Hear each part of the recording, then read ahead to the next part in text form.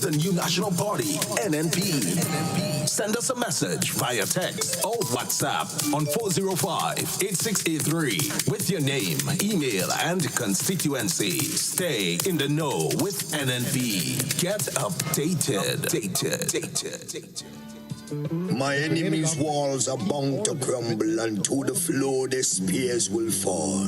I've been made and sealed with love, but time to battle, I'll fight them all. I felt the whips and remember chains, but my sword has been forged by my father's flames. Fight your fears and heal your pain, and victory will be in your name. I used to be weak, but I'm not weak no more.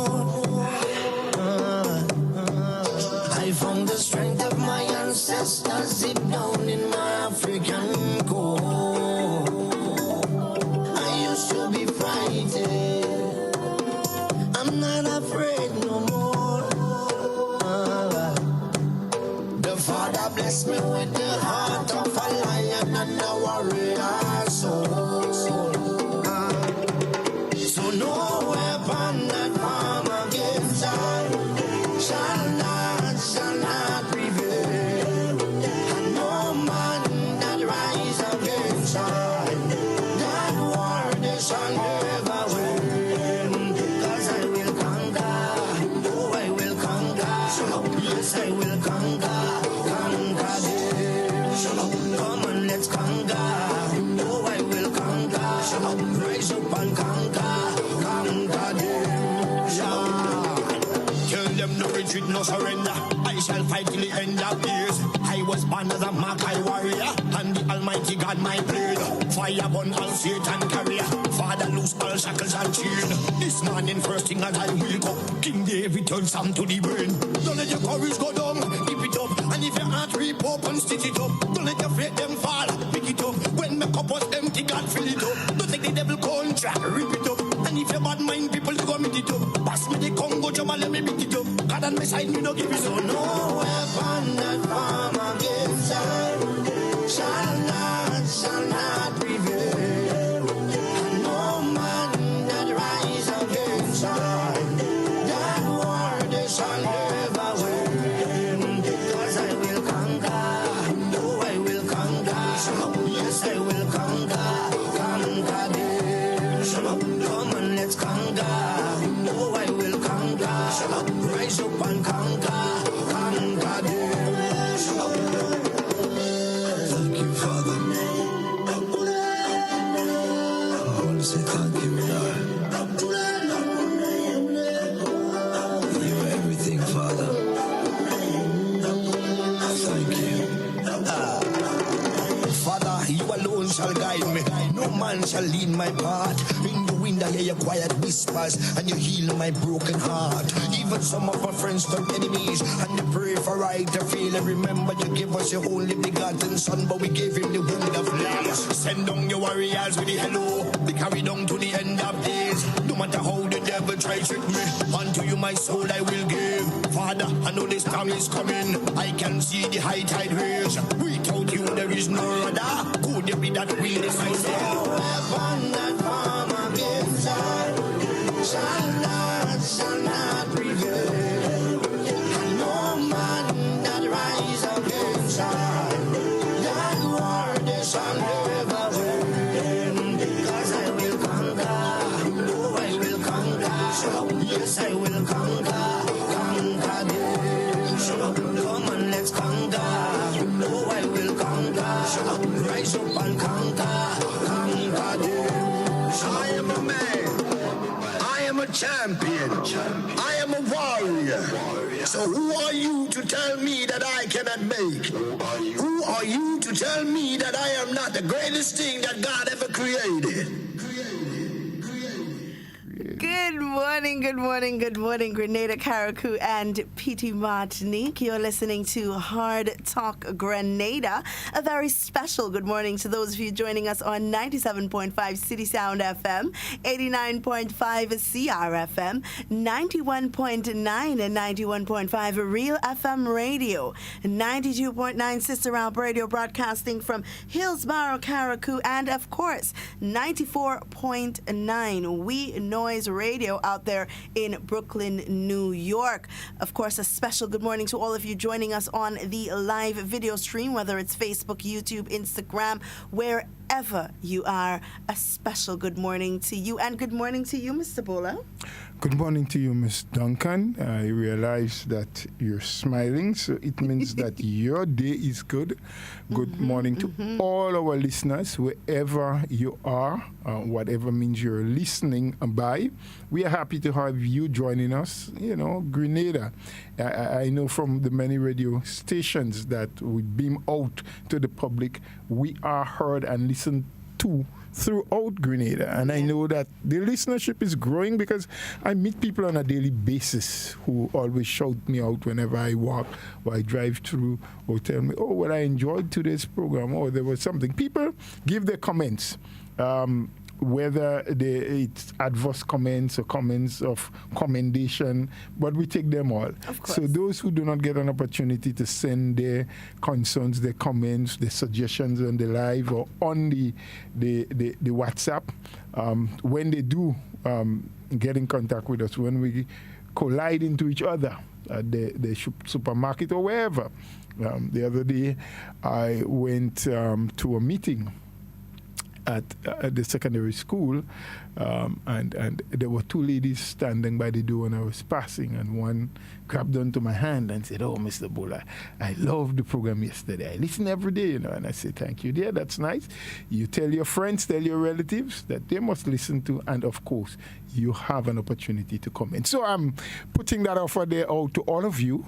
Please listen, call your friends, call your neighbors, tell each other. Those of you who are on work, I don't expect you to be turning up the volume and disturbing the other workers. Neither do I expect of you, or we expect of you, to not do what is entitled of you to do during the day, but have your headphones Multitask. on. Multitask. Have your headphones on. Listen, take in.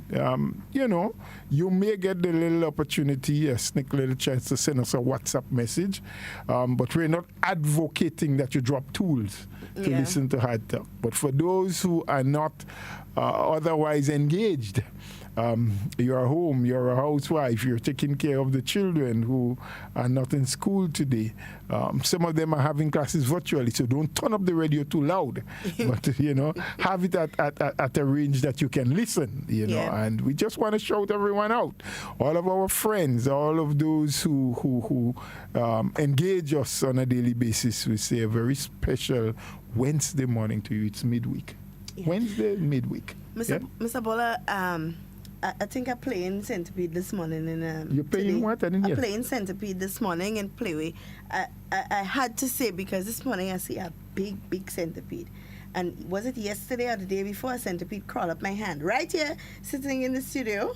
But that's what you said. I didn't see that at all. Right here. Well, I mean, there is a barrier between us, but it is a translucent, a transparent I feel piece I had to of play material. Centipede and play with Well, it. Good luck to you. I think the universe trying to tell me something. Good luck to you, and good luck to all the other people who are listening to you and probably take your mark all of us going and together. play. I say good luck to all of you. You got to be in it to win it. That's why. Lot of pain for that. That's why you have to be listening to it. Hardtalk. To understand it. If you're not listening to it, you would never understand it. All right. Well, Mr. Bola, we have this morning our conversation.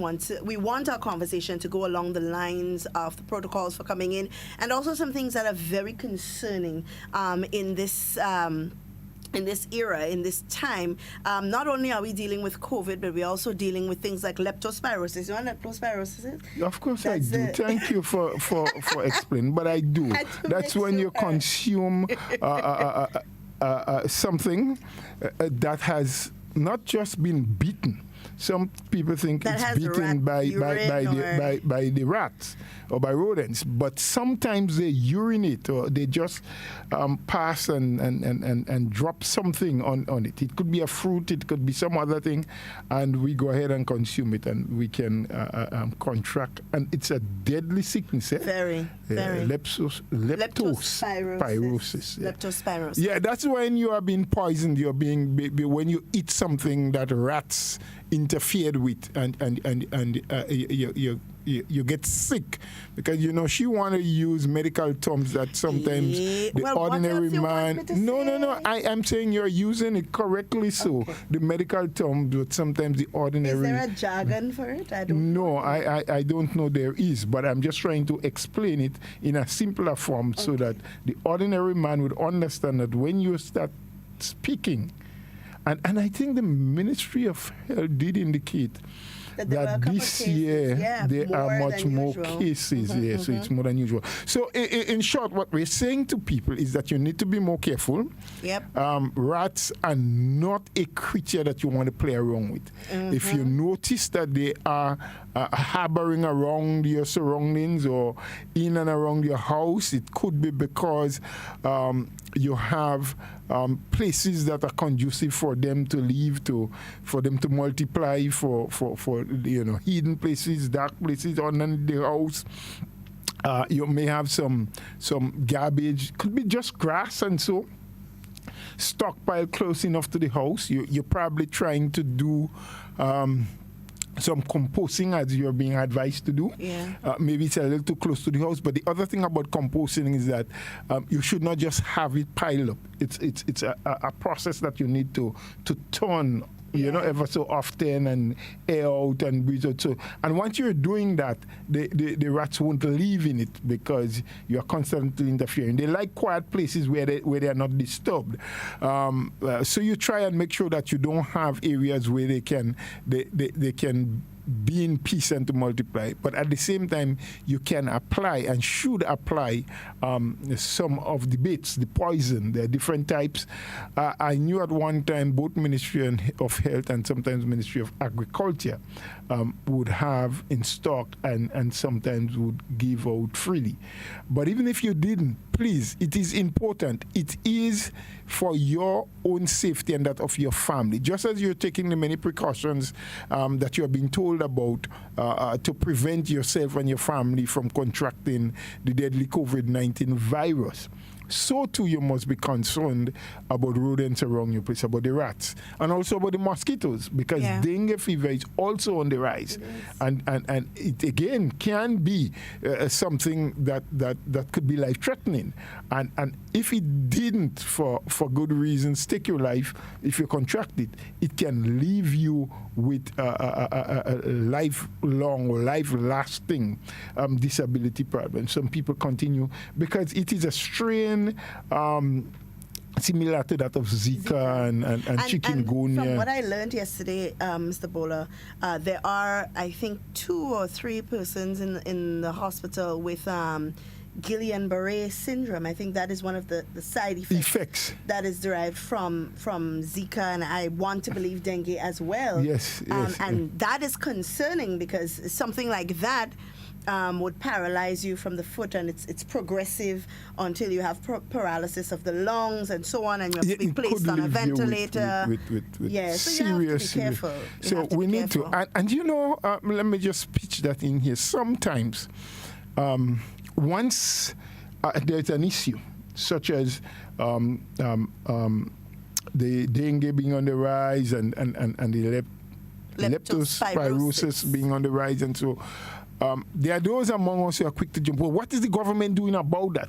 What is the Ministry of Health doing? Now, yes, they do have responsibilities, and they can only take it thus far. But it is up to you and I. There are much individual responsibility. So it is not the responsibility of the government to ensure that there are no containers around your my property and your property that can collect water. Now we have the vector control people that goes around and they would spray into the cans and bottles and so, but they're not responsible for ensuring that they are being removed. Coconut shells, what have you, anything that can contain water, because the mosquito, and especially the Aedes aegypti mosquito, pardon me, they lay, once they can find a little pool of water, they would lay in it, and the eggs would hatch, and the population will become much more, and the more of it you have is the more chances, that even that the pots of plants that you have outside. Yes, potted plants, once they contain water. And so people are oftentimes advised that, well, a lot of us still do collect water from the runoff from the roof, like the rainwater, in drums and tubs and so. So people are advised on most times that you get a piece of cloth or something and tie it over that drum, so it's not accessible by the mosquito. Or even if you didn't do that, and you have something else containing water, that you drop a bit of oil, some cooking oil, something.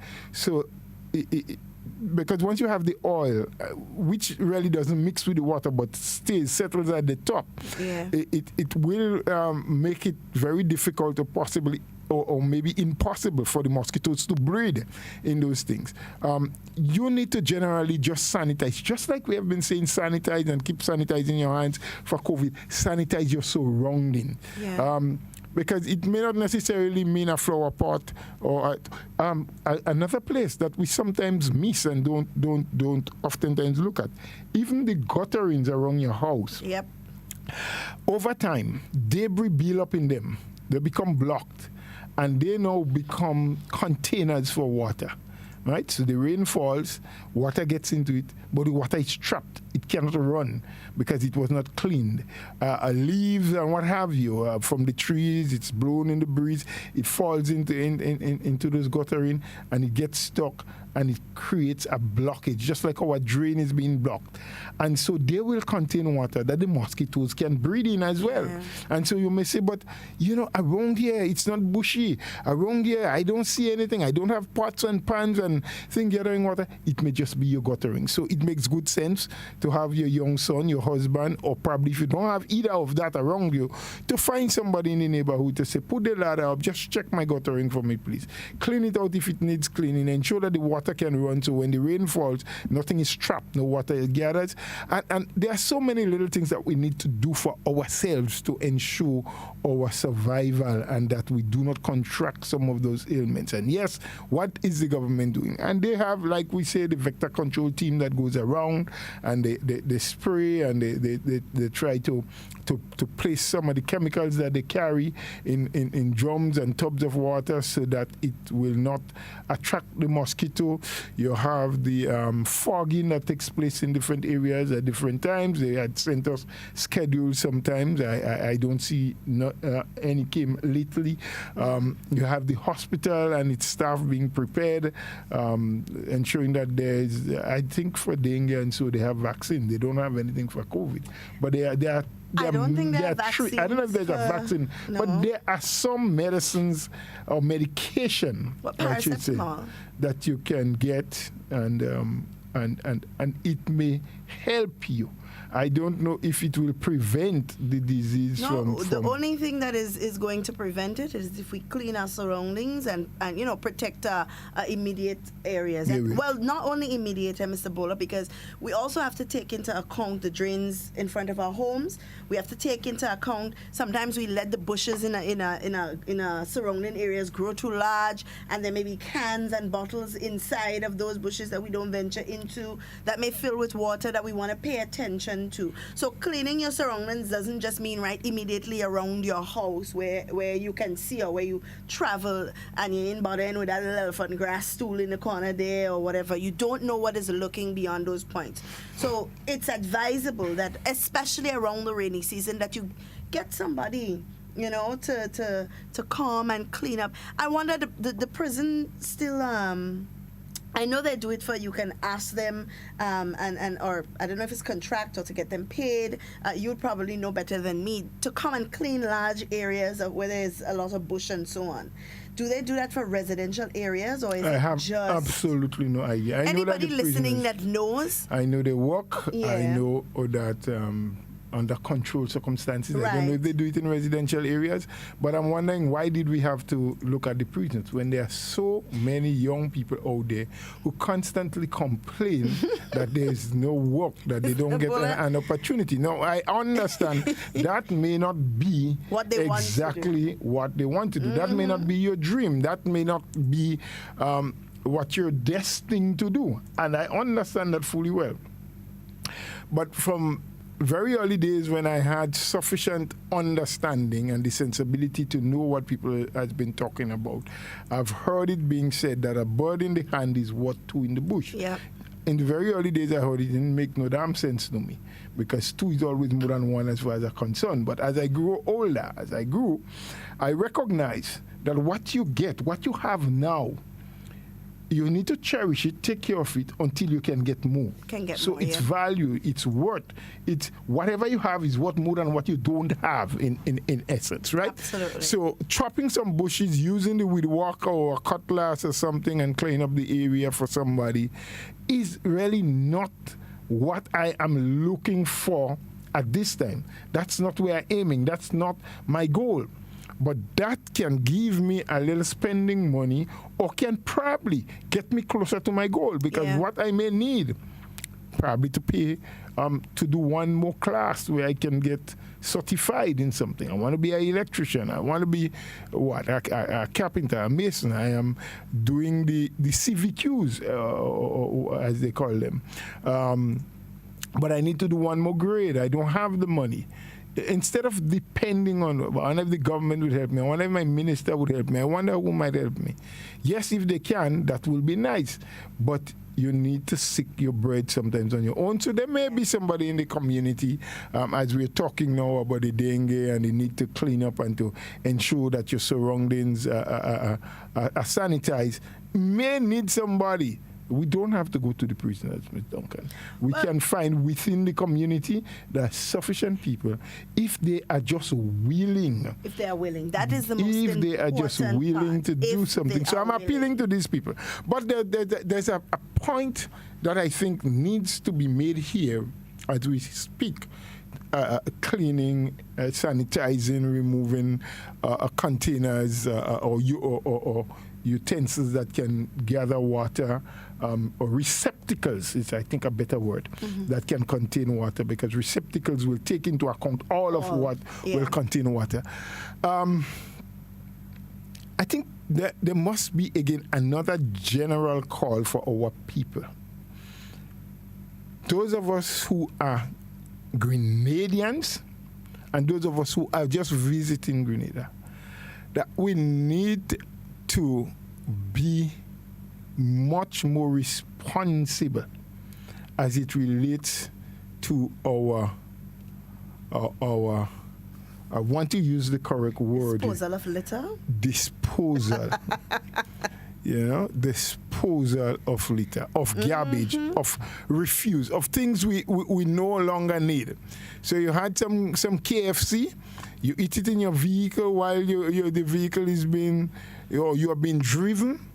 Don't just, when you're complete, put the glass down and fling it in the bushes as you travel along, hoping that no one would see, or nobody living close here. No. You finish drinking your ice cream or your soda pop, or whatever it is. Always have with you a little bag. If you're walking, you may quicker meet a bin. Even if you're driving, you can stop. Because one of the things I know about us here in Grenada, there are bins or receptacles most places along the road. Yeah. Drop the remains, the contents that you have in one of those bins. We make life much more difficult for us. I've heard people in the past, not in the very recent times, when you call up to them and say, but you should not be doing that. Oh, well, what are they paying people to clean the road for? And in recent times, what their call is, well, why government didn't put litter wardens? Why do you need somebody with a stick to walk behind you to tell you to pick up what you have to, what you put down? I don't see why that is necessary. But we have a caller on the line, so let's take this call quickly, and then we'll come back to the conversation. Good morning. Good Hello. morning to you, Ms. Duncan. Good morning. Hi, good morning. Good morning. How you doing? I'm good. All right. I'm glad to know that you're good. I'm not sure how Mr. Bola is doing. But if you ask me, I will tell you. Well, yes, if I ask you, you're going to tell me, but I don't know how you're doing. Well, you don't ask me, so Anyhow, I'm not saying. You're not saying? No, you okay, didn't well, I'll guess. Anyhow, before I make my substantive point, I want to correct a missive that you just said. You say whether one is Grenadian or a visitor. You can have visitors that are Grenadians too. So you're adding that in that aspect. Well, You can be a Grenadian, but you're visiting. well, yes, you could be a visiting Grenadian, but you're Grenadian, so I touch on Grenadian and Yes. touch on non-Grenadian who are visitors. Let me correct myself because some That's people correct. are very proper with the English. You too. That's correct. Anyhow, I don't know how many people are aware, but places like tanks, whether it be a septic tank or maybe you have I know Carriacou has the underground water tanks. I know you have a few on mainland Grenada. These places also have a lot of mosquitoes.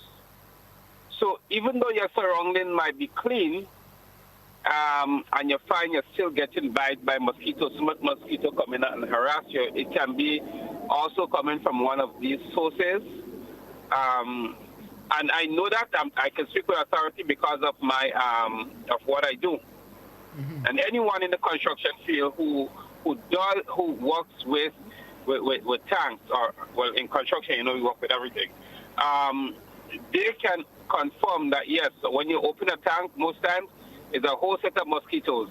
Those mosquitoes big as maybe ground dove, you know. So yeah, so these are also sources for mosquito breeding. Well, nothing the Ministry of Health can do with that. Everybody has a septic tank or whatever. Nothing they can do with that. They can't do everything. I'm happy to know that the app would also be available on ISO. But it's not there as yet. I checked up to this morning. It's not there as yet, so I'll keep checking. But so I want to thank the Minister for the information he gave yesterday. And I would like to say a special thanks to Ms. Duncan for the good information that she has been given from time to time. You know, I've never gotten a bad information yet from her. Well, you're So, welcome. but the only thing, yes, I don't know about Mr. Bola. I know about you. Anyhow, the only thing I think that we should throw on the ground in Grenada as trash is the NDC. Oh Lord God! And their foolish attitude and behavior towards us. And I want everybody to pay attention to this. Now, as it relates to this COVID thing, this is a very serious thing. It's not going away easy. Now, not just the president, the U.S. president, but members of his administration also has been tested positive. I think 18 or 19 so far. I think that was the last count we hear. And we don't know how much more. Has been tested positive for the virus. Now, the president was thinking that he is invincible. He thought it was a hoax. This is no hoax. This is no hoax. This is very serious. And then they had gathering, and they had people sitting in close proximity and stuff.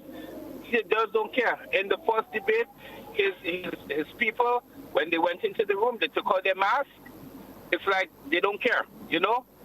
They feel they are above. They're above COVID. There is nobody above COVID. And I want us as Grenadians to take precautions And I'm happy to know that so far in Grenada, nobody died because of COVID. I'm not wishing anybody die, but if we continue to be foolish, it might be possible. It might be possible. I don't want that. So let's use our heads. Let's be very much careful in how we approach this situation. Listen to the government. Not everything we agree with them with, because I don't agree with everything that they say. But the intentions of this administration is good. So have a good day. And again, the only thing we must show on the ground is the garbage from NDC. Okay? Thank you. But then, have a good one. Thank you, and we thank you for your contribution. You have a blessed day, my brother. But even if we throw that on the ground, somebody had to pick it up. So I'd say if we're throwing it, throw it in a trash bin, not on the ground. So that's what I would advocate. I'm glad that the caller brought up the app and so on, because that is something that I want to touch on today quickly, Mr. Bull. And you know, time, it just runs away from us, and we don't really get to touch in full on the topics that we actually want to. And then, of course, we have to give just due to callers, because we want to make sure that they all get their valid input. But before I go on that, let me just let everybody know before I forget that on Friday would be the reopening of Parliament. I think it's the 10th sitting of the 20th Parliament. Well, I know it's the reopening of a new session, so that would be there would be the throne speech by the Governor General. And that is happening on, and I'm just quickly looking Friday. For the there was a notice that was sent out by GIS to let the public know. So I want everybody to tune in, because sometimes we say we don't know what's going on, but when the valid points are being made, we're somewhere else looking at something else, you know, that is not relevant to our development and relevant to providing us with more knowledge. So I want the general public to be aware, and that'll be on Friday. So, of course, you know, we won't be live on Friday, but we will be carrying that session live here on Hardtalk, and of course on all the other different radio and media outlets around the island. So I want to make sure I put that out there first, in case I don't remember to mention it again. Now, Mr. Bona, something very troubling has been brought to my attention on two occasions recently. And of course, well, I should say 3 occasions, because the minister also made mention of some of those instances. Now, we are happy, and we've always said that, we are happy to have our Grenadian nationals coming home. We love it. We want y'all to come home. If y'all want to come back to Grenada, it's your home, you belong here, we are happy with that. However, we need you guys to be understanding. Apparently, there is another affliction that is roaming through the blood and veins of some Grenadians, and that affliction is called entitlement. We feel that because we are Grenadians, and I'm saying some, so this is not to paint everyone in the same color, that because we are Grenadians, we are entitled to certain freedoms and liberties at the expense of others. You have people coming here to Grenada, and now that the protocols have been revised and you are, you're no longer required to quarantine for 14 days if you do not test positive. And there are a lot of people that are happy with that. You also now have the option, pending application, to quarantine at home. So you come and you come with your negative test. You can apply with beforehand. That you can. You have to. You have to apply beforehand to quarantine at home, so that the Ministry of Health can send their officials to check the area to make sure that you are the only person in that dwelling house and all of that. There are some people coming, and it has happened, coming to Grenada, and when they arrive on the airport, automatically assume that they can just say they want to go home without any notice, without application, because they feel that they are Grenadians and they have their place to go and they are entitled to go home. And you see, I blame some of us, and I'll tell you why I blame us. Because we have given certain people the impression that when you come to Grenada, all you have to do is make a little bit of noise and things go start working in your favor. And that is not so. So I am appealing this morning to those of you who are coming home. Do the correct thing. Follow the correct procedure. You have to apply. You have your house, you want to go home, you're not you don't have a positive result of COVID, and all of that is fine, and you want to go home and quarantine, fine. Now when you get home, these are for those who have applied. When you get home, spend your 4 days in peace, please. Sleep, get rid of your jet lag, sweep, mop, wipe your windows, wash your sheets, whatever it is that you have to do. It is not an opportunity for you to call Mr. Bola and tell him, well, Mr. Bola, I bring the thing you ask me for, I ain't coming for it. I ain't ask nobody for nothing. It is not an opportunity for you to call Auntie Jane down the road and say, well, Auntie Jane, man, I'm lonely and bored in this house. I ain't seeing so much years. Come and sit down and have a drink with me. It is not an opportunity for you to call your carpenter to come and look at the place to see what work needs to be done. It is not an opportunity for you to become so bourgeoisie that you have to carry your garbage now and hand it to the garbage man in his hand. It is not an opportunity for you to socialize. It is an opportunity for you to isolate yourself at home for 4 days, read a book, clean your house, meditate, figure out what you're going to do for the time that you are here in Grenada, but it is not an opportunity for you to socialize. You are not only putting yourself at risk, you are not only putting the people that you engage with at risk, but you are putting the wider population at risk. And I felt like it's important for us to say that this morning, Mr. Bola. I don't know why we need to say it, because it's big people we're dealing with. It's not like we're dealing with a bunch of little children that, you have to guide and mold and scaffold. Hardback adults. Y'all should know better. Y'all must know better, and so you should do better. It is important. Well said, Ms. Duncan. With one or two additional things I want to say on the issue. It is a concerning issue, or an issue of grave concern, because there's the belief by some native Grenadians who probably reside outside of Grenada that when they arrive, they go straight home. Now, that would be under very normal times, when there's not a pandemic. You get here to the airport, you clear through immigration and customs and what have you, you take a taxi or your relatives pick you up on the airport, you go home. The first thing we need to understand that these are not normal times. Absolutely. COVID-19 has brought about a lot of changes and in some instances hardship in the lives of people. So things are operating differently. And now to enter any jurisdiction, any country, there are protocols that you must follow.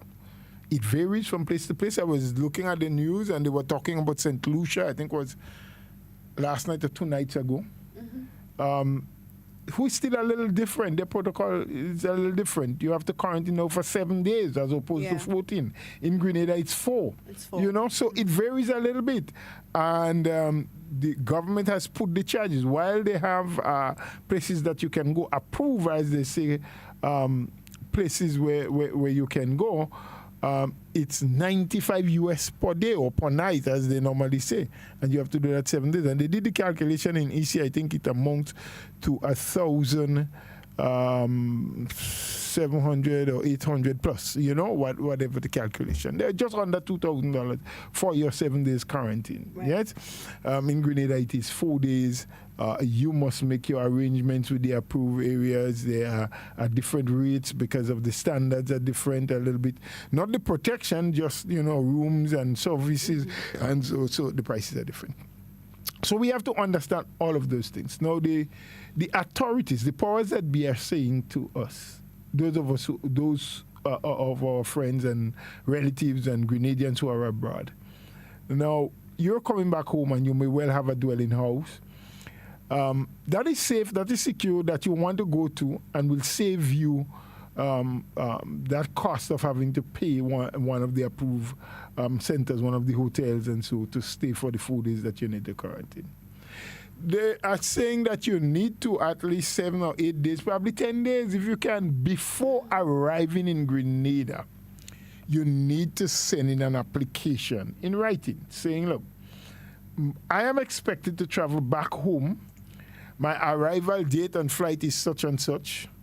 I am hereby requesting that I do home quarantine. My property or my house or my mother's house, my father's house, my auntie who lives in the US or in England or Canada house is in such and such place that I have access to. Give the address, give the place, give the color of the house, some kind of description, what have you, or the closest neighbor, whatever the ministry requires, so that they can go physically and check the place. And then get back to you and say, yes, we approve that you go, or no.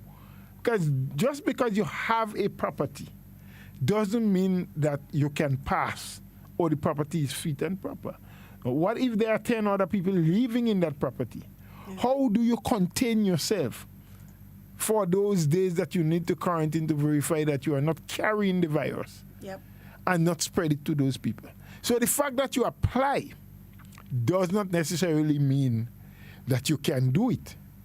You have to apply. It has to be verified or checked out. And then approval must be given to you. So if you were not approved, and they will have to give you, I most believe, the rationale, the reason why your property wasn't approved, then you know that once you're coming, you have to spend the 4 days in an approved government facility. Well, a government-approved facility. The facility doesn't necessarily have to be government-owned, but approved. A government-approved facility.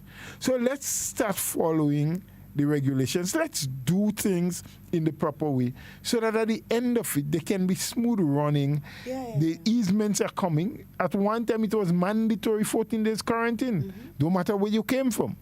Today, the science is proving what you can and what you cannot do. Medically advised, the ministry are taking different decisions. They are doing things differently. There is no great easement in the protocols for entry.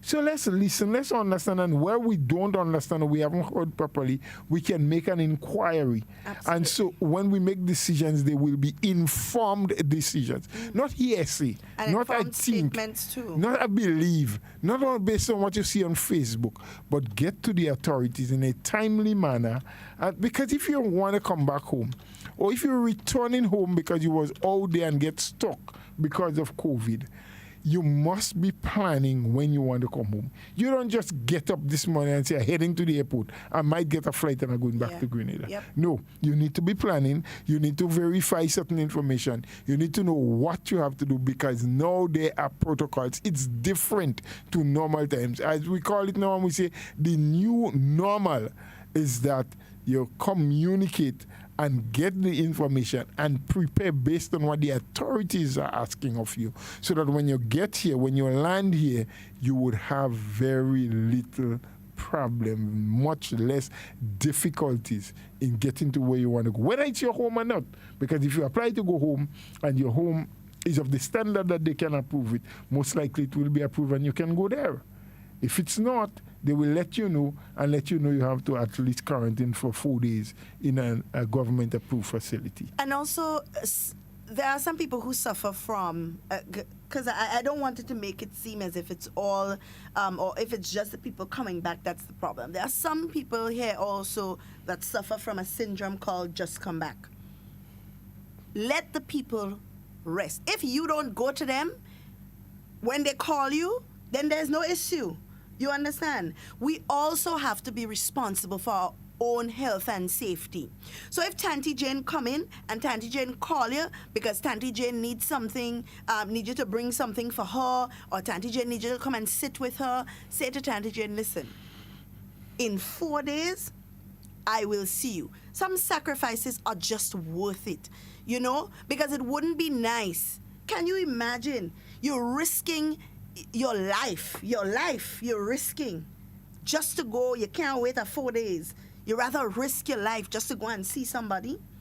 You know, it's not to say the person only come to spend 4 days, or the person only come and after 4 days they go just disappear into thin air and you Well, never you don't see know them how long again. the people come for.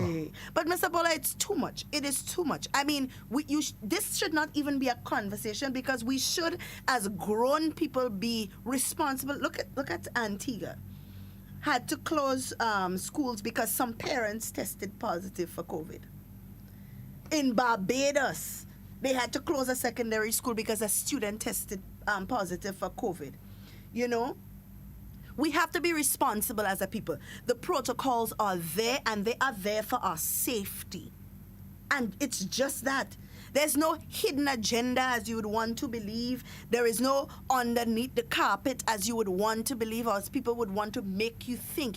It is just there for your general safety. It's as simple as this. Someone comes in, they have COVID, they don't follow the protocols, you come in contact with them because you also don't follow the protocols, then we have COVID rampant here in Grenada. It's simple as that, you know. There's no underneath the surface, no undertone to it. It is as clear as day. Even if you do not believe and you think COVID is a hoax or you don't believe wearing a mask would do anything, just think in your mind that you're not wearing it for you, but you're wearing it for the people that you are going to come in contact with. And if you feel like you are above the protocols, stay in your place. As simple as that. Stay in your place. But that's a bold call, Ms. Duncan. Stay in your place. No, I mean, I don't know if I can tell people stay in their place. They do have a right to come to Grenada. Grenada, in some instances, is the place of their birth. And even if it is not, it may be the place of birth of their parents or grandparents. And by virtue of that, they are Grenadians by descent. Mm-hmm. Or some people become Grenadians by certification, or what they call naturalization. You know, they came here, they live here for a while, they applied and became a citizen, like you do in most other countries, the USA, Canada, and so people leave these small islands, they go there, and over time they become citizens. So it gives you that authority, that right to visit your place where you are a citizen. However, as citizens, all of us must abide by the laws of the state. Yeah. And if these are the new regulations that are in place, none of us must feel that we are above the law. I tell you, entitlement syndrome. None of us must feel that we have an entitlement that is different to the other people. Whether you are prime minister, you are a minister of government, or you are the son or daughter of a government minister, or the granddaughter, or your father or mother has the biggest business operating in there, it doesn't make a difference.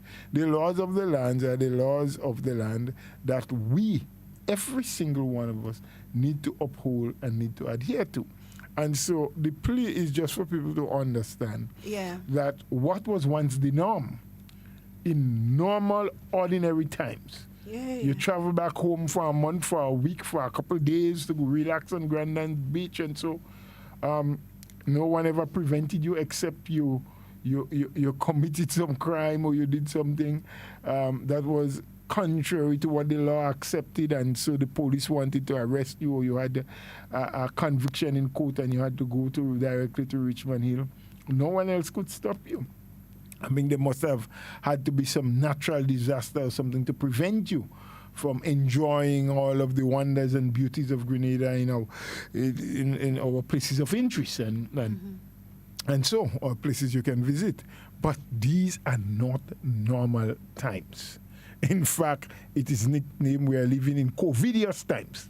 And we all know what COVID is. I don't think there's a person of age now that don't understand what COVID is or what it does, how it can be contracted, what we need to do to prevent its spread. I think most of us worldwide who are prepared to listen and do right by this thing knows what we have to do, understands the protocol. And this is all we're saying, that the protocols are laid down. They have been revised. They are much easier than before. In almost every case, once you are carrying a negative and you have been tested when you arrive here and you're negative, the maximum, if you're coming from a red zone country, is 4 days once there's conformity that you are not a carrier of the virus, yes? As opposed to some months ago when you had to, and it was mandatory that you spend 14 days. So opportunities are being created, easements are being given, and I still do believe that as time goes by and better control, better understanding is discovered of this virus, how it operates, how it spread totally. Because mind you, there's still a lot of unknowns about COVID. I mean, when you listen to the doctors and the scientists and others, there's still some unknowns. They have a better understanding now than 6 or 7 months ago, but there's still a lot of unknowns. And there's a strong possibility that within months or so, a proper vaccine may be developed that people can be vaccinated to prevent them from catching it. I hope it's not a vaccine just to cure you, something that it is just curative medication, but preventative medication, I hope, is what will be developed. So there would be even greater freedom once people have taken the vaccine for travel through. But until those times, we have to accept, keep up, and live with and understand what is happening and adhere to it, adhere to the regulations, adhere to the rules, and that's all we're pleading for. So we would avoid greatly a lot of the confusion and confrontation and the backward and forward on Facebook, and people having to quarrel about, oh, they didn't get this, they asked them to do that. Those things are there. Check them before you book your flight. Make sure that you can live with them, you can deal with them, you have sufficient time, and so make your applications early, ask your questions before you book so that you have a thorough, a clear understanding of the do's and the don'ts so you don't end up in problems. I think Mr. Bowler also and I would support this fully, one of the clauses that needs to be attached to home quarantine is that you sign into allowing your name and location to be published to the Grenadian people. Because I would like to know, and maybe even a picture, because I would like to know who is breaking the protocols sitting next to me on a bus or in the supermarket or even passing me in town. I would like to know, because we're not just talking about while you are considering, oh, don't do that because of those people's privacy. I'm considering, oh, do it because my life is at risk, because you have people who are out there and just blatantly have no regard whatsoever for the policy. So we have to put harsh measures in place to keep our people safe. And if that has to be one of it, then so be it. You substitute one for the other. Is either you keep your privacy and your quarantine at a government-approved facility, or you want to go home and have your name and face published. That's all. We have to put things in place because it seems like we're dealing with children. And sometimes when you're dealing with children, you have to put measures in place to keep them from hurting themselves and others. That's probably something that we need to consider. Someone on the live video is asking, so if there is no one living in the house and it is closed until the person comes, how would you check it out? Well, the ministry is checking the house to make sure that there's nobody else living there.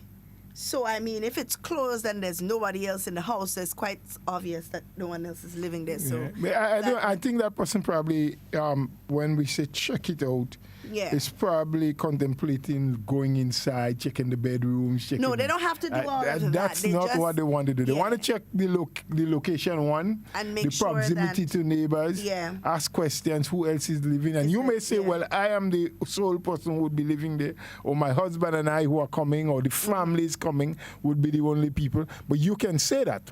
And maybe there's somebody else, or there's another family living, or the proximity to another house is so close that the ministry may decide it is not safe enough. So it's not necessarily checking to see if you have a bathroom and bedrooms or water. Well, most likely they would want to know that you have those amenities, so you don't have to be going outside of the confines of the home to fetch some of the things. So I don't think it's necessarily checking the internal mechanism and makeup of the house. It's checking the the location and verifying if the information, because they will have a conversation, of course, with the applicant. There'll be certain requirements that the applicant would have to give to them, and then they would verify. So it's more a verification process more than checking into the property. There is another statement on the live video. It says, I have to agree with you. If you do not want to obey the protocol established to manage COVID-19, you should not go around trying to infect people. There's another one that says, the leaders of organizations, trade unions, sports groups, civil society, religious groups should add their voices calling for their members and our people to adhere and be committed to the protocol established to manage the COVID-19 pandemic. And I have been saying that, we have been saying that from the get-go. Sometimes you only hear these groups when they act as, and I always say it, pressure groups to government. When it is something that they can oppose, when it's something that they believe that they can add pressure to government for, you hear them. When it is time for them to do the civil thing and say, Grenadians, listen, send out, have a press conference and ask and appeal to the people to follow the protocols. But you're hearing them when it's something to run them out on government or to oppose to or to ask for the people to support them in this cause. This is a cause more than anything else that needs supporting. The government needs your support on this cause. Because people need to, we need to feel safe. You think I wouldn't like to see my daughter go to school or to see the children go to school every day for the week? You think I wouldn't love to see that? You have people saying, oh, well, if 5 in a bus now, 4 in a bus, 4 in a blast, they just call it 4 in a blast. If 4 in a blast now, well, why the children can't go to school every day? Not understanding that everything is a process. So you didn't want to shove everything in one basket and then afterwards you can't identify clusters of infection, because you would hope that if you do have infection, it would be clusters and not community spread. Clusters are easier to manage, but you want everything to happen all at once. So you want everybody to go to school, you want everybody to go on a bus, you want everything to go back all at once. And you have to understand that this is a process.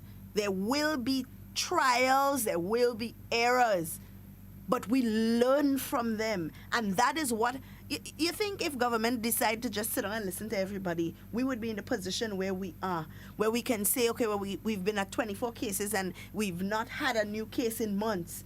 And we are able to have hotels start opening and we are able to reduce our quarantine days to 4 and we are able to send children back to school on a blended basis and all of that. You think this is not proper planning? Because without all of this planning, then everything would be haywire. You see everybody just doing what they want and things just happening all over the place. And sometimes, because you have an opinion of something, doesn't mean that it has to come into fruition. Sometimes it's just an opinion. And sometimes it just needs to remain like that. At some point, the children will go back to school. At some point, the hotels would have to open. At some point, the buses going to have to start taking more people. Well, they're at that point right now. And even now that they're at that point, they still don't have to pay fees for the terminals there. And at that point, government's still helping them in getting sanitization of the buses, and they gave them a donation to assist with getting sanitization solutions for them to spray the passengers. They're still doing little when they can. But we have to understand and we have to cooperate and we have to see the bigger picture and not just live based on what we feel something should be. Oh, I find government should just let them children go back to school. I find they should just put everybody on the buses. Man, we don't know COVID. Let everybody walk around the place not wearing masks. And then what would happen? We waiting until one person get the virus and then everybody running helter-skelter to wear masks. People you never see wear masks before have masks all covering their head, all kind of thing, because everybody is now afraid. It's like I say, people don't put on condom after they have sex. You understand? Prevention is better than the cure. all the time. I don't know who told you that, People should not. They should not Be put in conduct. Well, I don't think you're anybody that does do that, Mr. But you don't know. You don't examine every man that... Anyway, let's not go down that line. I want to say that I agree totally with the person who, on the live, who said they think it is a time. I think that the time is leaving them quickly for other sectors of society. Because I remember we had this conversation about who really are the leaders.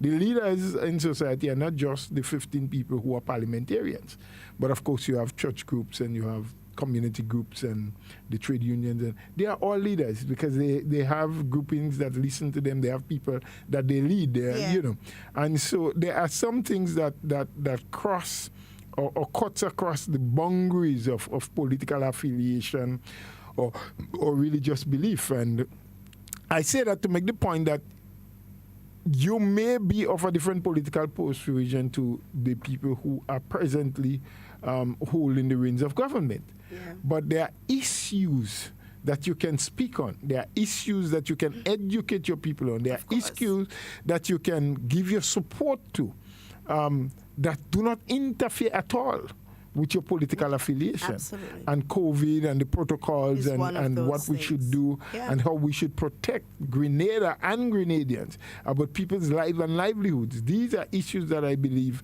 crisscross political lines. It doesn't matter whether you support NNP, NDC, TGM, or what the new organization that will be formed, or I think there was a what? GUM, I heard about some time ago, Grenada United Movement, and whatever else there is, or whatever denomination you belong to, whether you're a Seventh-day Adventist, a Baptist, a Church of God, a Pentecostal, and there's so many different religious bodies now that I can't even call half of them. But the point I'm making is that person, I support them 100%. We should all be rallying for the same call because it is for the good, the protection of our people, for the good of this nation. However, let me quickly say that while that will be good and probably necessary, there are some organizations and some people who see their role as being totally different. As you've mentioned before, Ms. Duncan, in every situation and on every occasion, they think what is best for them is to operate as a pressure group. Is to find every reason to lambaste the government, to vilify whatever is being done, to get an opportunity to point out the shortcomings, never at all trying to promote the sensible and positive things that are being done or what are even being attempted. What works best for them, what suits them best, is to constantly be needling about what wasn't done, what was done halfway, what was done improper. And I am not at all saying that if your administration, the government, the ministers, the powers that be, are misstepping and are not doing things that, or doing things in the proper manner, that you should not highlight it until you do. And unless you do, they may continue. The authorities may continue to falter. And so it is important and it is necessary to highlight. But at the same time, when there are issues such as we are dealing with and have been dealing with for the last several months, we must also be brave enough to say, hey, kudos to those who have done well. Kudos to the administration for the steps you have taken. Kudos to those in the front line and those who have been planning and preparing for the achievements, for the gains we have made, and encourage people to continue to follow the protocols and obey the regulations and the rules so that we will build on the gains we have already made. These things too are also important, but there are some people who will never do those, because to do it, it means that they're pushing the goal that they're hoping to achieve further away from them. Giving credit where credit is due in their minds means that they're promoting something that they want to destroy and get rid of. Yes? So we may never hear them say it, we may never see them do it, but I support the person who sent that message saying it is the best time for doing such. But that is left up to them anyway. The other thing I want to say about the issue is, as Grenadians, and it's an appeal that we have made time and time again, and for out of the abundance of probably being repetitious, I'm just appealing again to our people. Let us be more independent thinkers. Whatever it is that the administration announced they are doing or are planning to do, as individuals, let's go through our own thought process. And that in no way is saying that you should not have group discussion, that you should not raise the issues with others, that you should not listen to a man's understanding of the same thing that you have heard. Yeah. And it makes good sense sometimes, because sometimes there are things that as an individual you did not see, you did not hear, or you probably did not recognize from what the person said, or what the minister said, or what the ministry is planning to do. So it's also good to have discussions. But at the end of the day, like I have said before, we need to figure out if we take a certain stance, if we do things in a particular way, who stands to lose and who stands to benefit? True. Is it me as the individual? Is it my family or my community? Is it the country at large? Where is the greater good performed? By I doing or not doing? These are the final questions that as individuals, as Grenadians, as conscious-minded and patriotic people who believe that this country can do better and should do better, have to ask ourselves on a daily basis. Yes. Every time we are about to make a decision, should I obey the protocol or should I disobey? What are the risk factors, that are attached to that decision I'm going to make today? Yeah. Should I wear my mask going to work or should I not?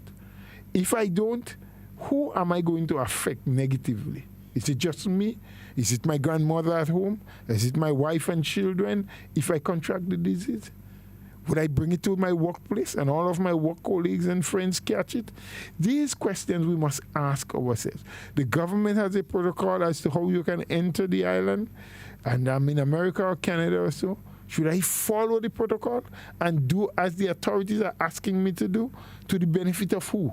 Is it to the benefit of myself and my family? To the benefit of Grenada and Grenadians? Or am I going to make the government look good? Ask yourself those hard questions. Come up with the answers. And I do hope that the one you choose would be one that will at least give great benefit to the whole of Grenada and not just you, the individual. Mr. Paul, I have a question. If somebody comes into Grenada and is supposed to follow the protocols because there is a chance or there is a risk of them having the virus, because we know even with testing it's not 100% foolproof. You need to give the virus the 2 to 7 days to really kusume, as they say, and start showing the symptoms and so on.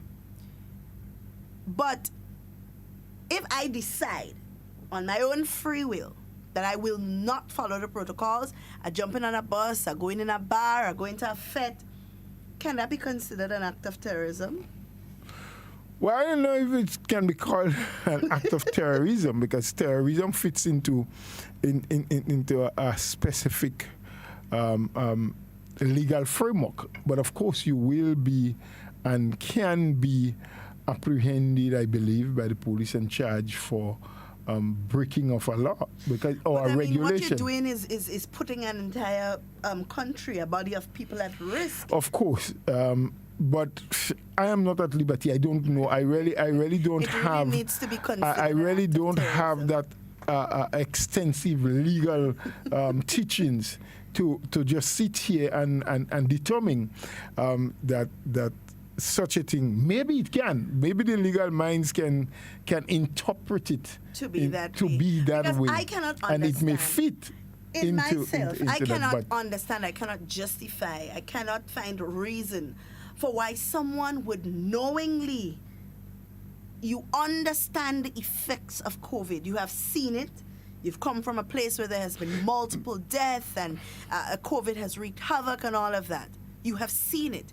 But yet, you still have this laissez-faire, don't care attitude towards. It's like if, you come to Grenada hasn't have an infection, so all of a sudden the air in Grenada is cleaner. It means that once COVID touches down in Grenada, it would just dissipate like a tropical depression or something like that, and it would no longer exist, so you could take the risk.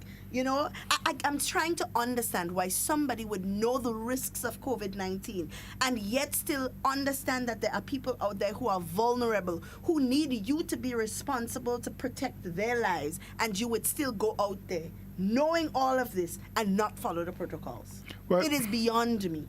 Well, it may be that way to you, but Ms. Duncan, history has been, in my opinion, the greatest teacher of human beings. And there's a saying that for those of us who have not learned from history, have not learned from our past, we are doomed to fail. It may be difficult to understand, but also remember, there are some among us who live out there in the diaspora, and it's not everybody now. But and you have to be careful. Yes, I have to, and I want to be. Some, not everybody, and I cannot paint everyone with the same brush. But we have to go back to the early days of COVID, when this country and the administration was being blasted left, right, and center by some who felt that the government's handling then of this infectious virus was poor. There's a gentleman who went as far as to write a piece or made a comment and say that, how did he refer to it again? As what negligence, boy? I haven't. Yes, man. It's just missing me now. Anyway, but there were people who labeled this government and this country as being incapable of dealing with it. Of dealing with COVID. And to their amazement and surprise, this country has come out on top in terms of the way it handled and dealt with. And kudos have to go to, of course, all of the people who sat in the engine room and planned and prepared and put the protocols in place, being in contact with international and regional bodies like Pan American Health Organization and WHO and the regional organizations and other institutions, and to the local health workers, nurses and doctors and orderlies and whoever they were, who accepted and understood what was being done and why it was being done, and who took the time off and the risk to deal with in the very early stages what the pandemic was throwing at us, to give us the successes that we have. But I believe in the minds of some of these people, they still see Grenada as a place where anything goes. Yeah. I mean, we don't have to bother with anything they say, so we can go in there and do as we wish. I can tell you, entitlement.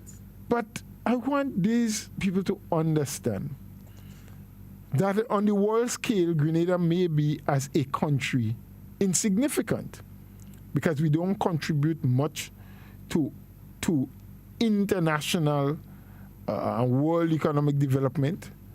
We don't produce and manufacture so much that the mighty America or India or China depends on us to feed their people.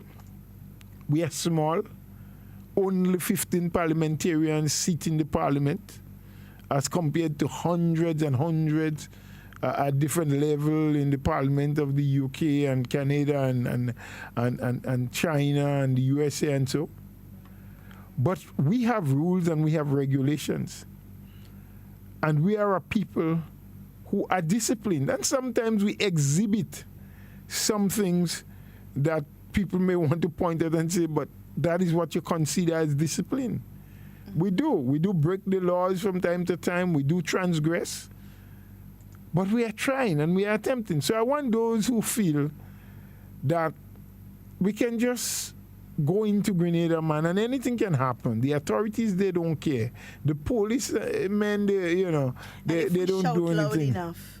Yeah. If we open our mouths right. enough, So the policemen just drink and don't bother with that. And of course, if they try to do anything, we'll go to Facebook, we'll take them. Scream victimization. Yeah, and they're going to just back off. Absolutely not. We are going to be upholders of the law, both for our locals and nationals and for our Grenadians that are coming from abroad and visitors alike. Mr. Bola, I have to pause you there because I have people up my throat on the WhatsApp concerning when we open in the lines. So let me just let the general public know that the lines are now open. The number to call is 440-7377 if you're calling locally.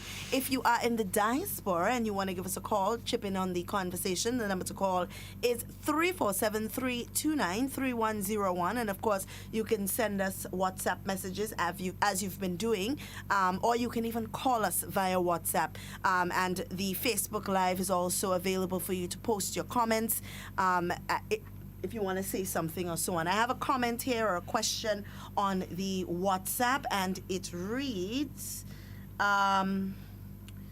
what information do you guys have about the vaccine? Because we are hearing talk in the streets, and I would not like to be in the bubble that's spreading misinformation. Well, as far as we know, there has not been a vaccine anywhere in the Caribbean, or that is being tested anywhere in the Caribbean. Oh, yes. There's one place. There was about a month and a half, 2 months ago, Cuba.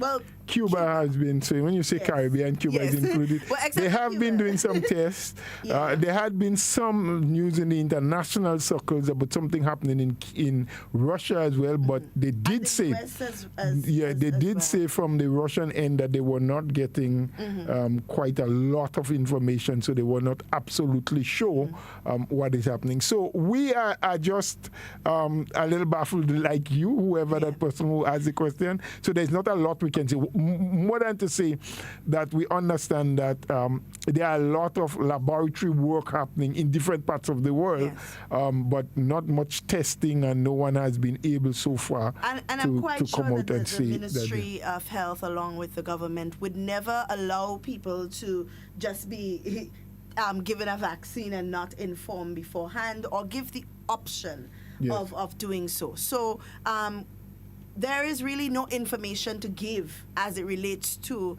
a vaccine here in Grenada. We have a caller on the line. Hello, good morning. Mr. Bola. Hi, how are you? Yeah, Mr. Bola, Mr. Duncan. A country is governed by laws.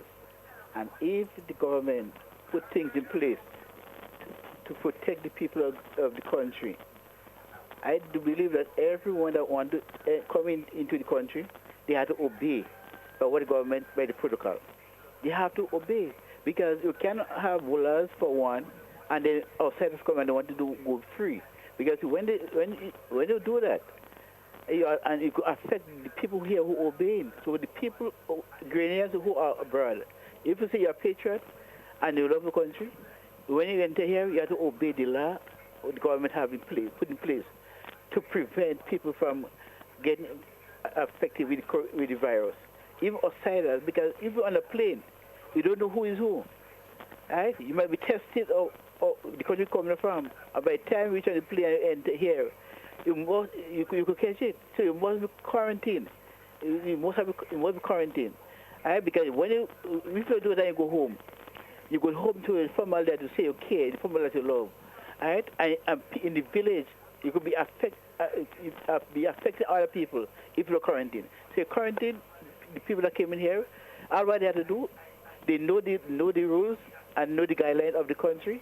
So then if you have to come in for 20 days and they are coming for 7 days or whatever days, all what they do, they could extend the time to come in.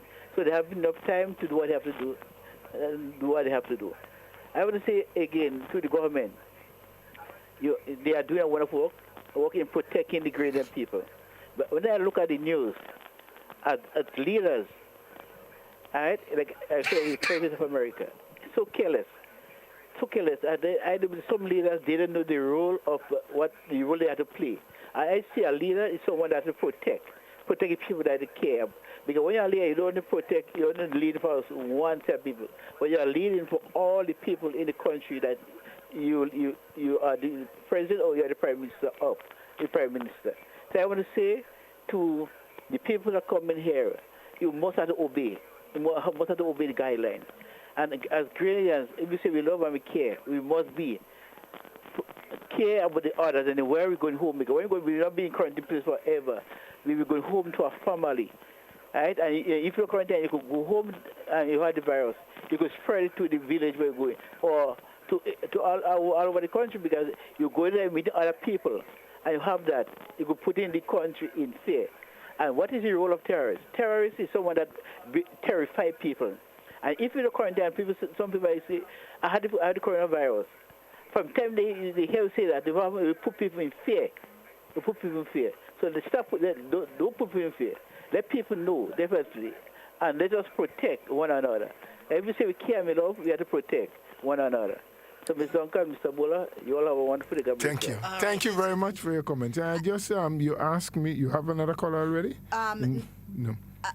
No, but I quickly want to say to the people who are calling, try and condense your that's exactly what I was going to say. Make it short so we can take as much as possible. Because we don't have, I think we have like 20, 25 minutes. Yeah, and I will shut my mouth except there's a question that I have to answer. We'll see how that goes. Well, if no one is calling it, someone is. We do have somebody calling from the diaspora. Hello, good morning. Hello, good morning, Ms. Duncan and Brother Bowler. Good morning to you, sir. Yes. I'm clear-eyed, and I know what's going on. Almost every day, I'm getting all the negative things about Grenada from those. I will not put my mouth in Boli to talk. From the NDC people that I know. Yeah. And they have a plan. They have a plan. All the things they're doing, they have a plan. All the nastiness I'm getting from them, they have a plan. So regardless how good the government in Grenada is trying, they have to try to throw it down. Because they have a plan, they have a goal, they want to be running Grenada. So, Grenadians, please, my fellow brothers and sisters, nieces, nephews, brothers, sisters, you will get all this nastiness on Facebook. I'm getting them every day. Please, stay safe. God bless. Thank you. We appreciate. Thank you very much. Yeah. Guys, the lines are open. We were getting so many calls while we were talking, but I just had to allow us to speak because there are some things that need to be said, and I think it's time that as a people we start being more responsible in the right way. Sometimes we allow politics to infuse itself too much in the way that we live and in the decisions. I mean, they say politics is in everything, but it must not consume our beings. It must not be the reasoning ground for our decision making. And while it's good to be patriotic and it's good to be politically energized, when politics become your thought process, then we know exactly what the problem is. It hinders development. It hinders us moving forward because all we see are the greens and the reds and the yellows and the blues, and we don't see the things that would benefit us, whether it's on a holistic basis or whether it is on an individual basis. We don't ask, as you said, the pertinent questions. We don't do the deductive reasoning to get to our decisions and to formulate our opinions. Sometimes our opinions are not even our own. Sometimes our opinions are derivatives from statements made on social media or pieces of other people's opinions. And we always say that my experience with something might not be your experience with something. And sometimes when there is an issue, sometimes the problem is not the thing that we are looking at is not the issue, but it is the approach to that thing. For example, when we talk about healthcare, we talk about, oh, it didn't have enough hospital beds, and oh, it didn't have enough medication, and oh, people getting sick all the time. When the conversation must be, how do we prevent people from getting sick in the first place?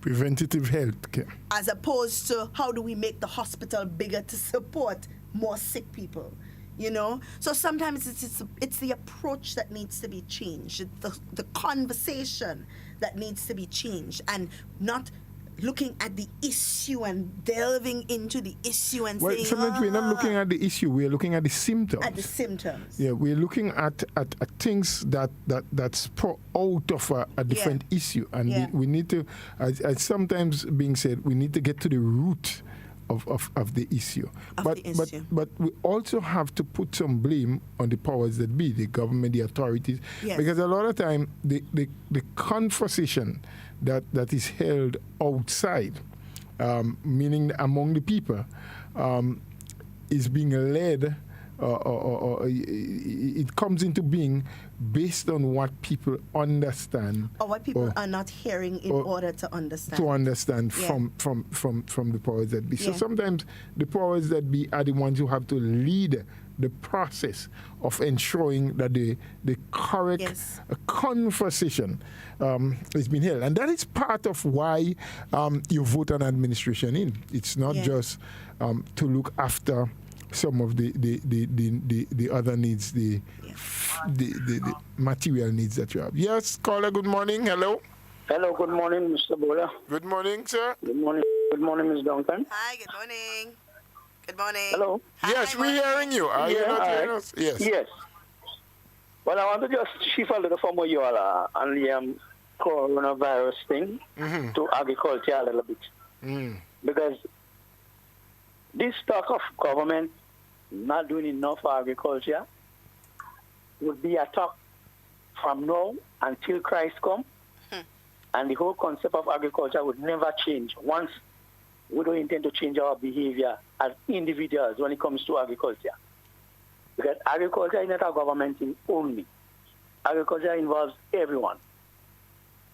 But here we come, we give people the belief and the habit that they should have the 33 and 25 and 40 acres of land pack up there, refusing to work the land, allowing the land to turn into forest. They're still alive, the children is there, they have resources, they could work the land, they're not doing it. Sit down waiting on government because government don't do enough for agriculture, that government should work the property for them. Then government give themselves a habit now, getting people to work people land for them, which I find on streams. I don't know, I can't support this thing on them. Okay, that's what they say they want to do for agriculture. I don't support this thing on them. Government working people land for them. Government could assist people with certain things that they need for land. But I don't believe in government working people land for them. You have your land is yours. Whatever you sell in your land, it belongs to you. Whenever you sell the money, is yours, but government has to work it for you. I don't support this kind of behavior, and I will never support it. Tell us what. And so the talk about government doing nothing for agriculture would be a talk now until Christ come, and it won't change, because the belief of Grenadians right now, the land should stay there and government has to work it for them, cultivate it for them. And yes, for all, they're still refusing to do the little supporting of the very side land government working for them. You know? I know of land government work and cultivate for individuals and maintain it a couple times well enough. And to this point, they still don't even going in the land and see after the land to see what is it progressing in the land, how things moving in the land. Years now, when they should be reaping harvest from inputs the government put in the land for them, up to now they can sell a pound from the land. Because they're refusing to go to the land and see after the land. Government should be doing it for them. That is what we call government doing for. That is what they call government enough for agriculture. Work my land for them, let they sit down, big, strong, healthy people with their land and their money, and government also be working the land for them. Where that practice on them come out? Where does thing on them come from? Who tell them that is what government also be doing for agriculture in our country? How come that is what government should be doing for agriculture in our country? People owning their land and sit down waiting on government to work their land for them. Whatever they sell in the land is theirs. Whenever they sell it is theirs. Government don't get back nothing from them. Government don't even know when they're selling. But when to work the land, government have to work the land. Look at government have a program now, they say, and farm program, have people working, people land for them. The workers making papi show the work is one. The farmers even making more papi show. Because if you have people coming to your land, which I believe is a help for you and your land, and people come in and mama guide themselves in it and you're accepting that, turning their back and almost doing nothing in the land. And yet, you expect government to put out more again for agriculture when you are accepting these things to happen in your land. When you should be the one behind that program and making sure that whatever happens there is to your benefit and the country as well. You sit by and allow when this stupid time to happen, and you do nothing about it. What my advice to government, and maybe ordinary man is true, songing ordinary is okay, but I think I could give them advice would be quite good enough. That would be well. When you're speaking about agriculture in Grenada, that will do well. When government has programs like those, take it away from government entities. Take it away and put it in private man's hands and see if government will reap the benefits they're looking for when they have programs like that. Put it into private man's hands to take care of it. Take it out under government covering. Once it's under government covering, they have no respect for it. Once it's under the heading of government, that is Grenadians' behavior. They have no respect for what is government doing. Once it's government, we could do what we want, how we want, when we want, and that's it. How can hours they will go and the program and come back when they want, do it how they feel. At the end of the day, they're making nice for money. And yet for all here, the same set of people balling. Government don't need enough for agriculture. Government need to do. What does the government have to do for agriculture? If you don't want to do nothing for yourself, government could do from now until Christ comes. You wouldn't change.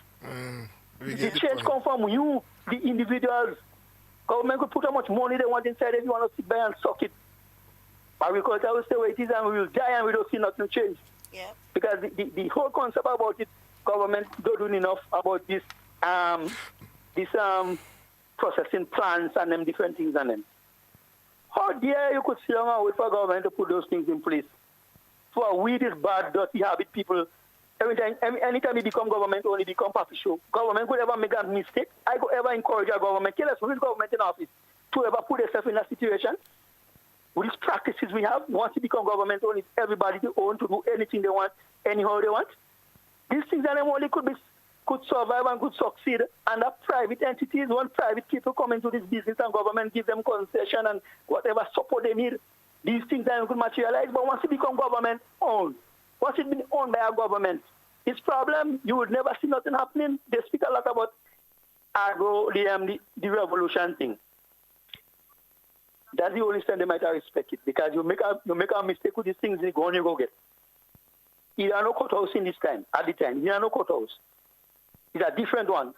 So when you're speaking about the revolution and what work in the revolution, what could have, a lot of things that work in the revolution will never work now. Because they didn't have a choice in the revolution, they have to do. It's good or bad, they have to go by it. But now the thing change. Man don't work in a civil union quotas for free. And they have been like to support them for stupidness in the quotas. When they get a work and refuse to work to produce, and yet for a union quotas to get money, and they have support. In the revolution, that could happen. You know what could have get paid? You can't make no noise about it. Sometimes you work and you don't even get paid. But the thing changed now. It become that everybody feel they are the right. All wrong turn right now. In a kind of way, I don't know how this thing comes just so.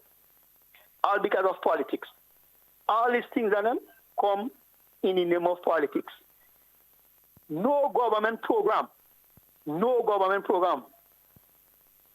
under agriculture would survive if the government doesn't privatize this thing, because the things have too much of politics in it, too much of mamagism. So it means good for Grenada, it means good for the farmers, it will good for it could go very, very good for the economy, but because of politics, it will fail.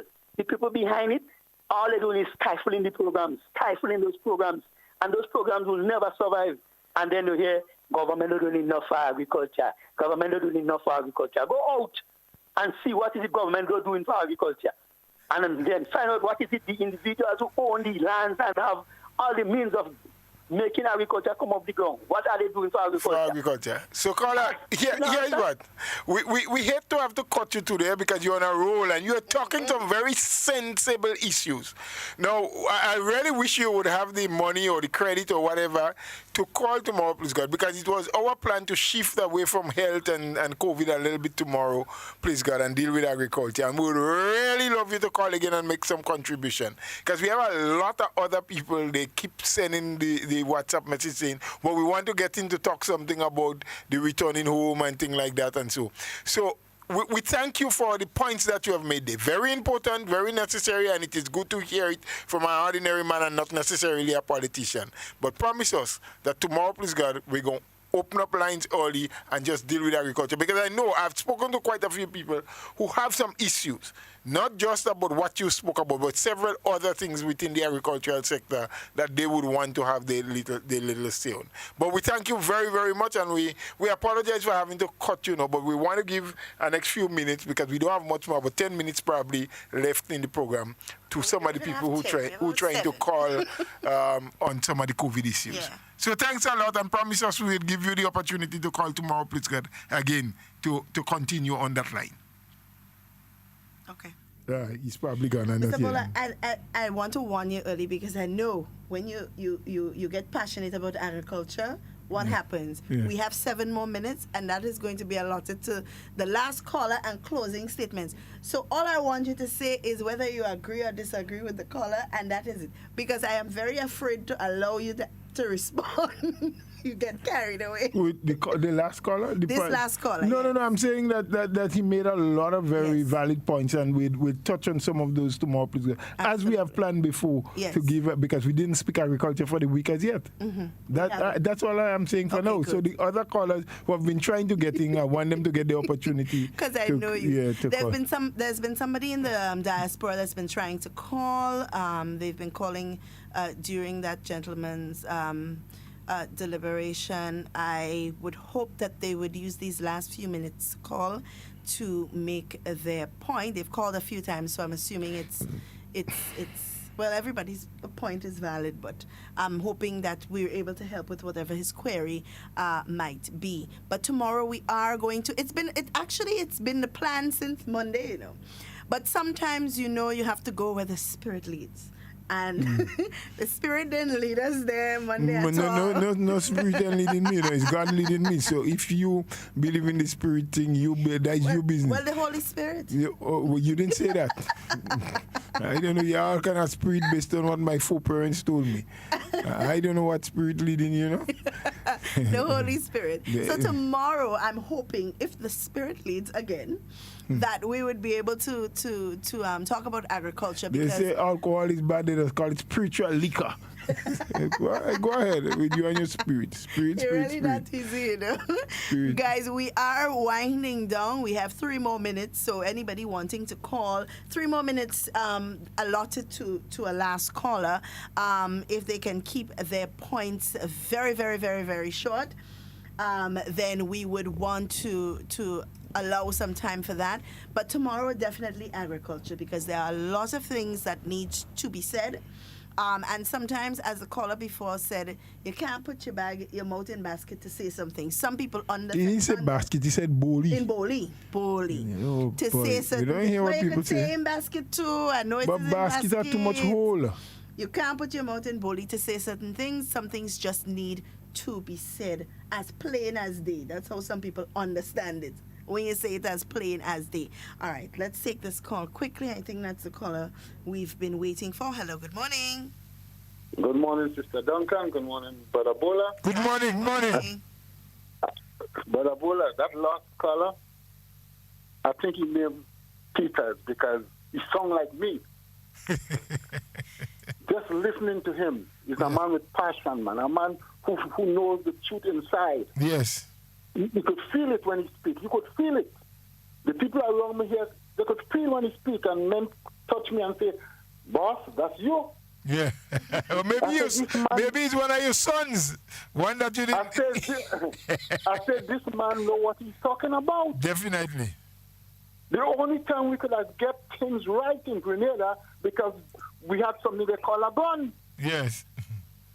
And so because when agriculture came during the revolution and you don't want to go, you have to. Yes. It's not a matter, well, I'm not going, comrade, there's political class. You can't say, well, I ain't going there. Comrade, we have to do this. And once you decide you're not going, when you became a counter. Yes. They brand you right away. You is a counter. So you either live with it.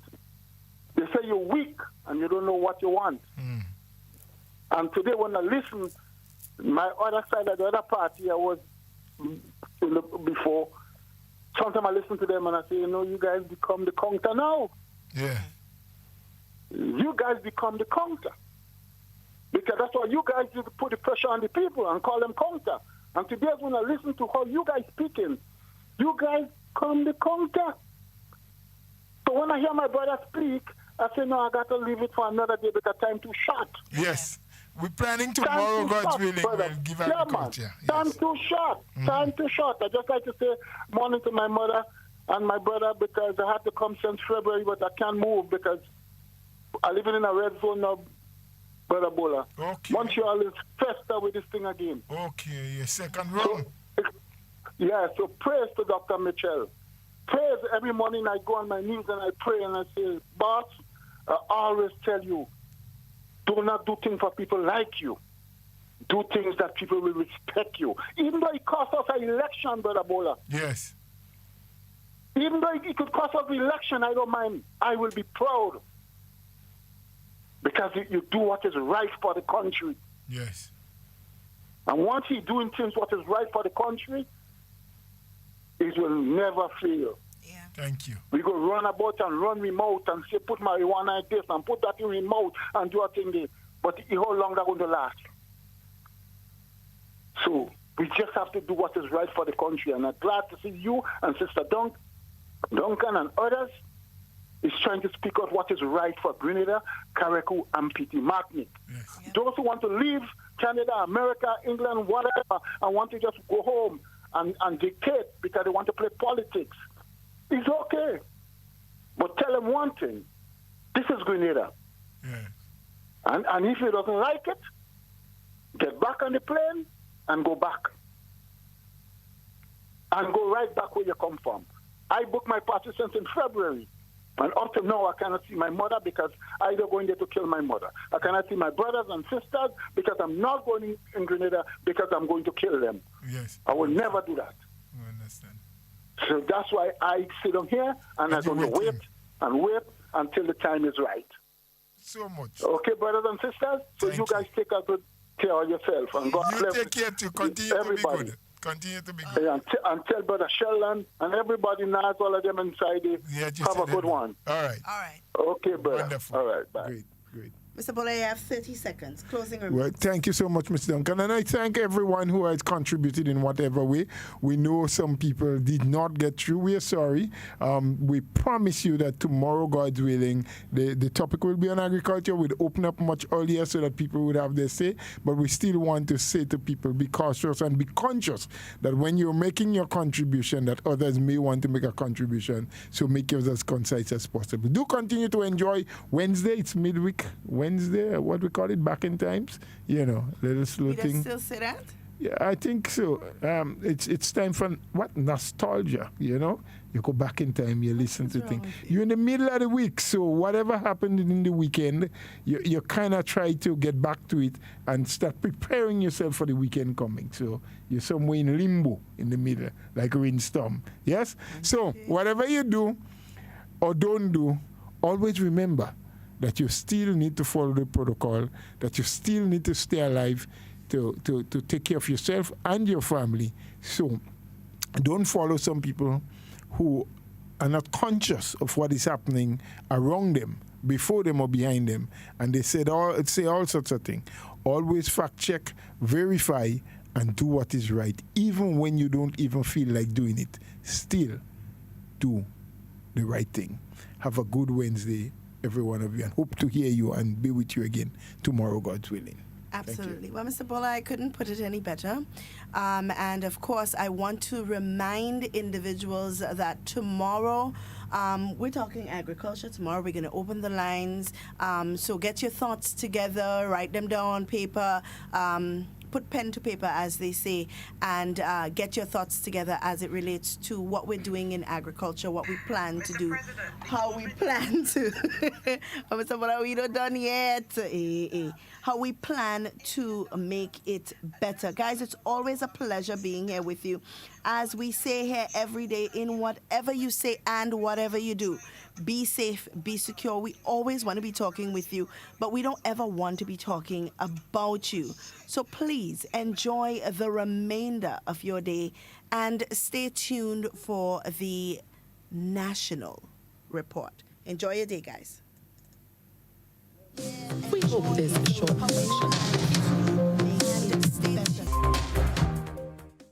First commercial JetBlue flight arrives with 70 passengers on board. Details to this story and more in the national report. Details to the news for Monday, October 5th. I am Leslie Ann Johnson. 70 passengers received a warm Grenadian welcome when the first commercial JetBlue flight touched down at the Morris Bishop International Airport on Saturday. It is the first commercial flight since the suspension of flights as a result of the coronavirus pandemic. Details in this report by Rhea Murray, the Communications Officer at the Grenada Tourism Authority. Presently, Grenada is open to the world, and the destination welcomed JetBlue's first returning commercial flight on Saturday at noon under new entry protocols. The passengers were treated to a pure Grenada welcome that included steel pan music and a goodie bag containing local products and a pure Grenada mask. Here's what visitors said about their experience. So we're from Florida, United States, and the arrival process has been extremely smooth. The website provided a lot of information that was great to have ahead of time. So we just followed the directions on the website. They kept it routinely updated, so we just monitored that prior to the arrival, completed the necessary paperwork. Once we landed, it was great. They had a nice air-conditioned room for us to sit in while they walked everybody through the process. And I'd say no more than 10 minutes outside of a disturbance. It's not even a disturbance. It was great. So the whole process, we highly recommend it. Come get to Grenada. Grenada's back open, baby. Come on. I thought that they made it really easy. They gave everyone numbers. Everyone was spread out. They explained really well how the whole process would work, and then they called everyone. They went through the forms easily, few seconds, at each station. They went through, made everything was good, and I don't know, I have no complaints. It felt really clean and safe and fast and easy. It took me like 5 minutes, 10 minutes to get through, the whole thing.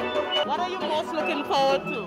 The beach, the beautiful beach and the warm weather, for sure. Yeah, I find it was pretty okay. I mean, I work at the airport, so I was kind of expecting it. So, it's kind of I believe it's okay. I mean, taking into consideration the whole risk of the COVID and what we're going through, I think it went pretty hard for me. A lot of checkpoints, but it was worth it. Okay, and you're here on vacation? Yeah, vacation. All right. What are you most looking forward to in Grenada? Diving. Meantime, American Airlines is returning to the destination from October 8th with 5 flights per week. These flights increase the opportunity for people living within our number one source market, the USA, to get to Grenada, Carriacou, and Petite Martinique. Visitors and residents will be required to follow the strict entry requirements to the country by the Ministry of Health before they can go to the approved Pure Safe Travels accommodation. In keeping with government's thrust to facilitate personal growth and development among ministers and to encourage versatility through management of different portfolios, ministers who took the oath of office last week officially assumed their new responsibilities on Monday. The Honourable Nicholas Steele, who now holds the portfolio of Minister for Health and Social Security, welcomed the decision by Prime Minister Dr. the Right Honourable Keith Mitchell to place an additional minister in his ministry with a specific responsibility for hospital services, which he says will allow him more time to focus on other health matters. Minister Steele spoke with the Government Information Service after taking the oath of office at the residence of the Governor-General on Friday. The pandemic that we are now dealing with, the threats we have with dengue, public health issues, and most importantly as well, the implementation of national health insurance. So I welcome this opportunity to focus on certain significant issues while at the same time knowing that the other very important issues will be dealt with the energy and drive that Minister Thomas brings to the new portfolio that she has. The Honourable Clarice Modeste Kerwin also welcomes the Ministry of Climate Resilience and the Environment to her portfolio. She believes they will complement each other. Everything that impacts the environment impacts the country, impacts human lives, and therefore it will impact tourism. And it could be, the environment could be handled in such a way as to favor tourism and to contribute to what's a tourism product in our country. This year's World Tourism Day and the theme for the ensuing year to come is about tourism and rural development.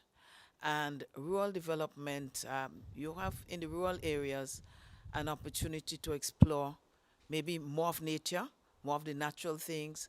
Sports, culture and the arts now falls under the direction of the Honourable Yolande Bain Hosford, which also includes fisheries and cooperatives.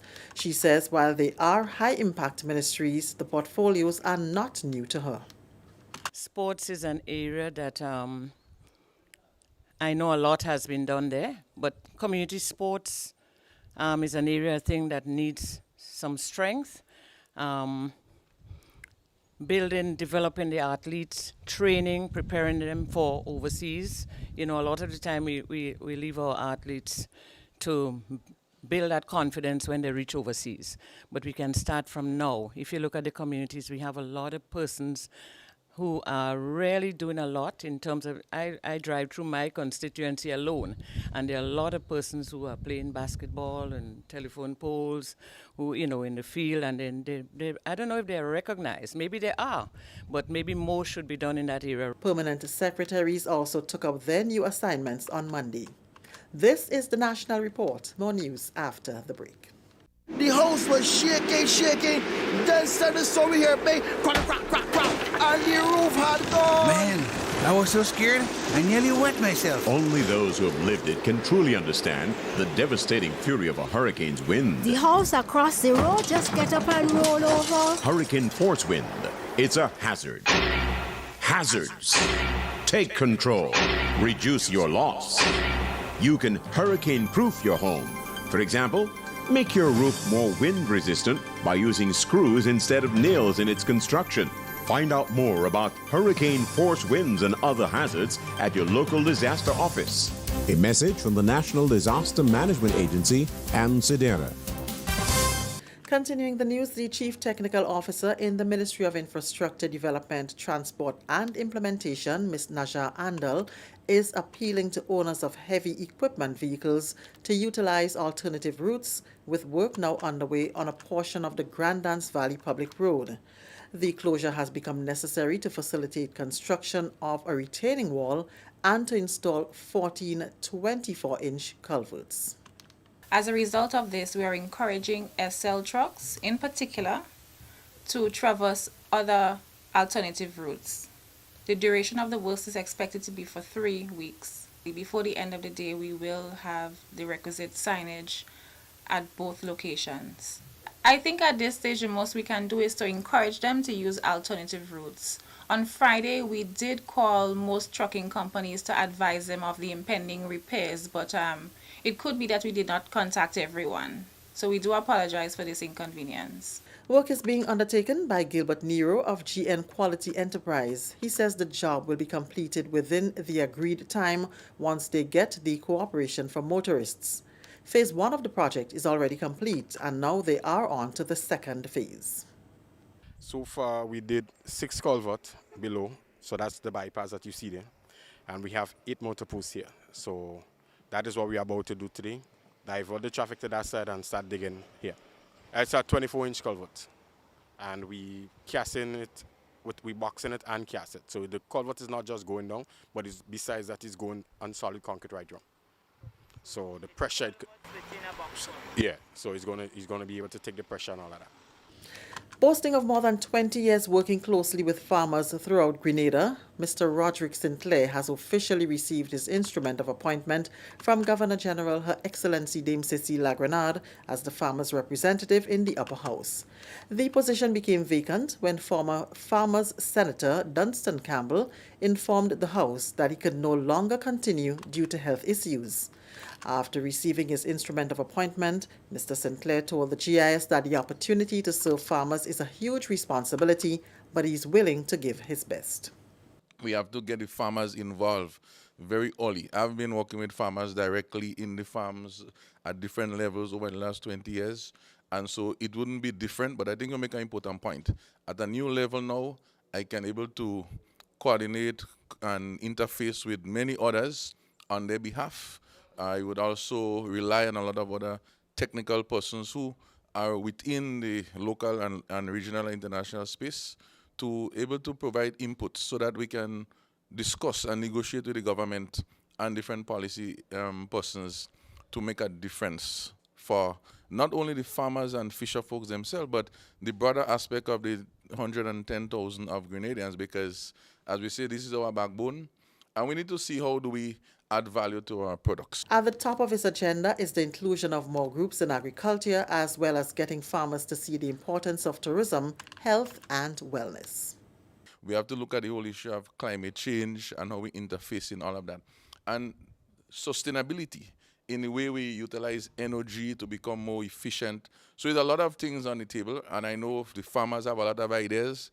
And so I'm really looking forward to work along with them, to work along with the new minister, and of course, Honorable Joseph Bain Hosford, who is in fisheries, because this is part of the mix. But I think we need to look at agriculture interface in a broader perspective. So the Ministry of Health must get involved. The Ministry of Education must be involved. The Ministry of Implementation and Communication and Works. We also have to look at the youth. And the women. We cannot forget that, because at the end of the day, a lot of time the youth and the women are disadvantaged and left out of the mix. And that's the National Report. I'm Leslie Ann Johnson. Stay up to date with all that's happening with the new National Party, NNP. Send us a message via text or WhatsApp on 405-8683 with your name, email, and constituency. Stay in the know with